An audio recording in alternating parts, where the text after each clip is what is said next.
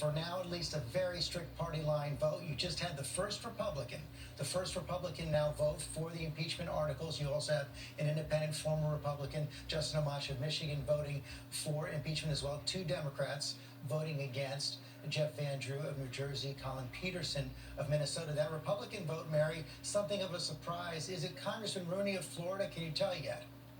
George, that is a complete surprise, and we are still waiting to figure out who has crossed party lines, because, of course, Republicans so far have been completely united in lockstep with the president, as we saw during the hours of debate today. All of the Republicans were expected to oppose impeachment. You mentioned there were those two Democrats who broke ranks, joining Republicans in opposing impeachment. That is Congressman Van Drew of New Jersey, who has announced plans to actually leave the Democratic Party entirely and join Republicans. And also Colin Peterson of Minnesota, a district that Donald Trump won by 30 points.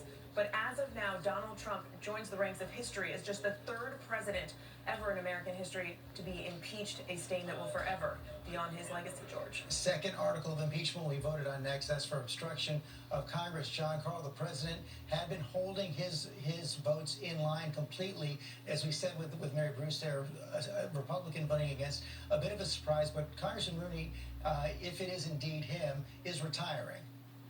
He is. The White House had been expecting that there would be not a single Republican defection. Francis Rooney of Florida is somebody who had been quite critical of the president, and specifically on this issue of his actions towards Ukraine.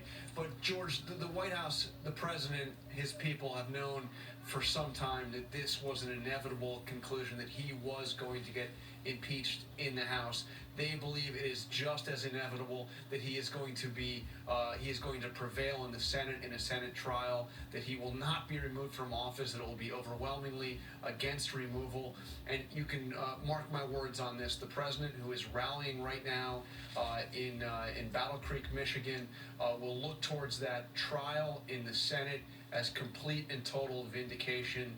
Exoneration is the way the president will look at that, not at the stain that is on his record because of the impeachment vote in the House. Remarkable. Split screen tonight. The president speaking to a rally in Battle Creek as the House votes on that first article of impeachment. A second article is coming up. We'll be back with that in a moment.